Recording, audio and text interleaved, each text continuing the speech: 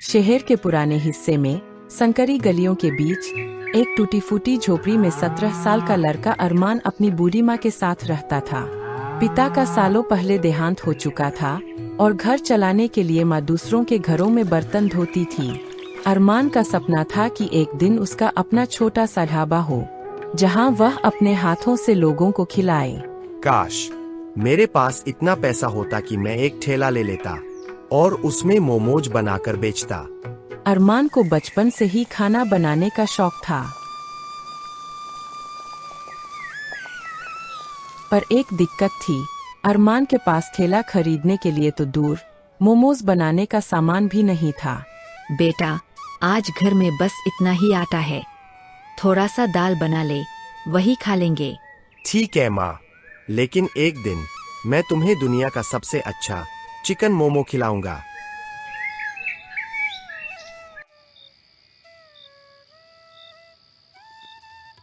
उस रात अरमान देर तक जागता रहा। माँ सो चुकी थी, लेकिन उसके दिमाग में एक ही ख्याल घूम रहा था। अगर मैं मोमोज बेचने लगूं, तो माँ को काम करने की जरूरत नहीं होगी। अगली सुबह वह शहर के मशहूर मोमोज वाले कैलाश काका के पास पहुंचा। अरे अरमान, सुबह सुबह कैसे आ गया? काका, मैं आपके साथ काम करना चाहता हूँ। बस मोमोज बनाने की कला सीखना चाहता हूँ। काम आसान नहीं है बेटा, और तुझे मजदूरी के पैसे भी कम मिलेंगे। काका, पैसों की नहीं, बस सीखने की चाह है। कैलाश काका ने अरमान की आंखों में सच्चाई देखी और उसे काम पर रख लिया। अरमान पूरे दिन दुकान पर खड़ा रहता, सब्जियां काटना, आटा गूंथना, भरावन तैयार करना और भाप में पकाना। धीरे धीरे उसने मोमोज बनाने की सारी बारीकियां सीख लीं, लेकिन किस्मत का खेल कुछ और था।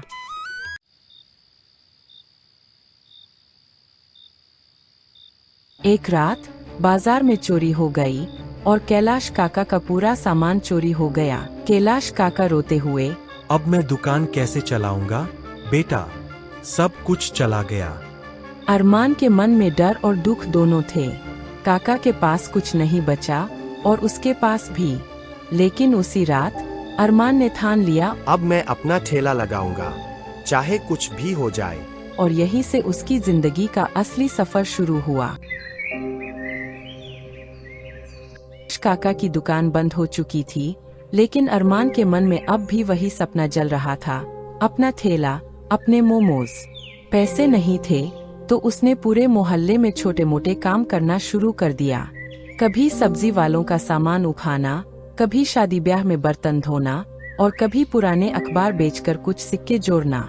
दिन पर दिन, हफ्ता पर हफ्ता, और आखिरकार 3 महीने बाद उसने एक पुराना जंग लगा ठेला खरीद लिया। अरमान खुशी से, माँ देखो, मेरा ठेला भले पुराना है, लेकिन अब से इसमें सिर्फ मोमोज बिकेंगे। माँ मुस्कुराकर, बेटा, तू मेहनत से कमाएगा तो यह ठेला तेरे लिए सोने का बन जाएगा। अरमान ने बाजार से कुछ आटा, गोभी, प्याज और थोड़ी सी चिकन खरीदी।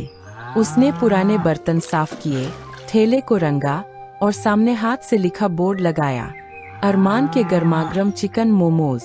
पहले दिन उसने सिर्फ 20 प्लेट बनाई थी। सुबह से शाम तक खड़ा रहा, लेकिन मुश्किल से 5 प्लेट बिकी। दिल टूटा, लेकिन हिम्मत नहीं। खुद से कहता है, कोई बात नहीं, कल और मेहनत करूंगा। अगले दिन उसने मसाले का स्वाद बढ़ाया और रास्ते पर खड़े होकर लोगों को आवाज लगाई, गर्मागर्म चिकन मोमोज, सस्ते और स्वाद में सबसे बढ़िया। धीरे धीरे कुछ लोग आने लगे।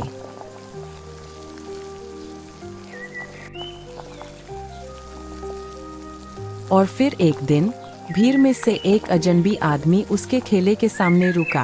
अरे वाह, चिकन मोमोज, 1 प्लेट देना। जी भाई, लीजिए। आदमी ने मोमोज खाए और चेहरे पर अजीब सी मुस्कान आई। फिर उसने अरमान की आंखों में देखते हुए कहा, तुम्हारे मोमोज अच्छे हैं, लेकिन अगर इन्हें और सस्ता बनाना चाहो तो एक तरीका है। अरमान चौंकते हुए, कैसा तरीका? मेरा नाम राकेश है, मेरे पास सस्ते में चिकन है, आधे दाम में दूंगा, बस तुम्हें किसी से इसके बारे में पूछना नहीं है। अरमान चौंक गया। आधे दाम में चिकन मतलब ज्यादा मुनाफा, लेकिन पूछना नहीं का मतलब। दिल में एक छोटा सा डर था, लेकिन पेट और गरीबी का दबाव बड़ा था। ठीक है, लेकिन माल साफ सुथरा होना चाहिए। तुम्हें चिंता करने की जरूरत नहीं।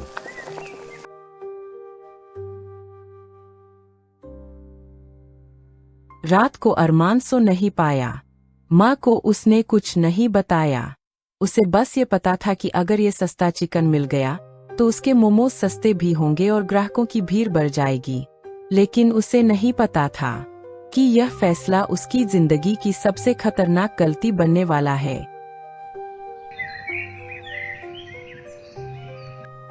अगली सुबह अरमान खेले की तैयारी कर ही रहा था कि राकेश उसके पास आ गया। उसके हाथ में बड़ा सा बोरा था जिसमें से हल्की सी बदबू आ रही थी। राकेश अजीब से मुस्कुराकर, लो भाई, जैसा वादा था, ताजा माल।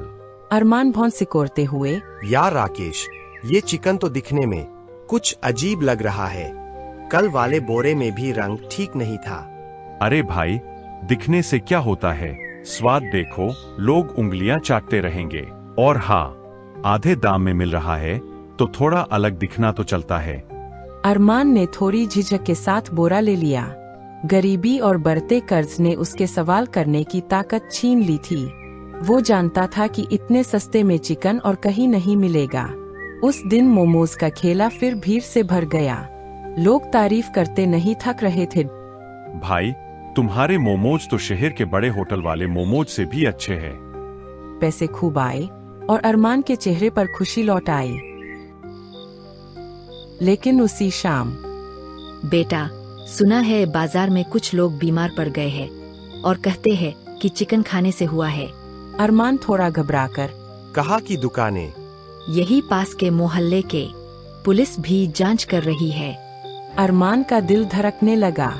उसे याद आया कि राकेश ने कभी ये नहीं बताया कि चिकन आता कहाँ से है। उसने तय किया कि अगली बार वो यह बात साफ साफ पूछेगा।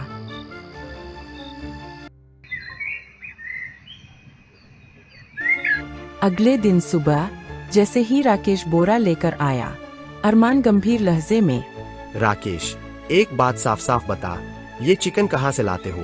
राकेश थोड़ा टालते हुए, अरे भाई, तू इतना क्यों सोच रहा है? ये बस होटल वालों का बचा हुआ है जिसे हम ताजा करके बेच देते हैं।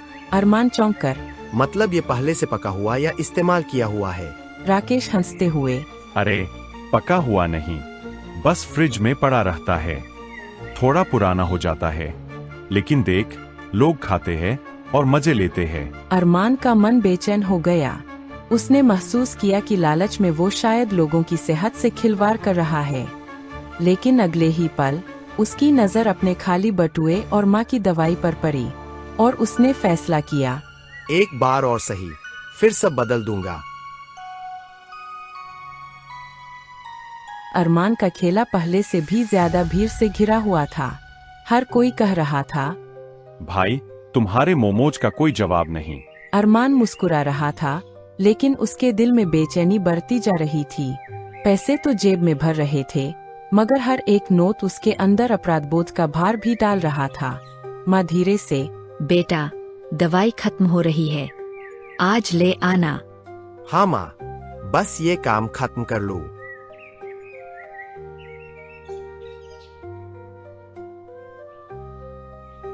दोपहर को अचानक मोहल्ले के प्रधान शेखर बाबू ठेले के सामने आकर खड़े हो गए। उनके साथ एक डॉक्टर और 2 पुलिस वाले भी थे।